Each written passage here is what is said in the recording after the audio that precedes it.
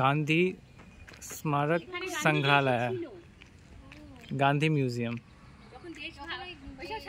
আমরা স্টেশন থেকে টোটো করে এখানে এলাম, 20 টাকা করে ভাড়া পার হেড টোটোতে।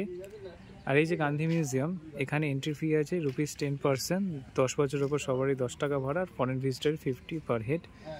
গান্ধী মিউজিয়ামের কিছু বিশেষত্ব আছে, যেমন এটা 11টা থেকে 5টা খোলা থাকে রোজ, এক্সেপ্ট ওয়েডনেসডে বন্ধ থাকে। আচ্ছা, এটা গান্ধী সম্পর্কে কিছু লিখেছে, দ্রষ্টব্য বিষয়, মিউজিয়াম খোলার সময়, বাংলা ইংলিশ দুটো ভাষাতেই লেখা রয়েছে।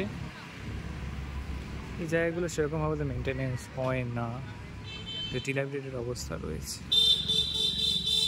গাছ ফাছ কেটে পড়ে গেছে, কি অবস্থা মিউজিয়ামটার। সোজা বোধহয় বাথরুম দেখা যায় একদম স্ট্রেট।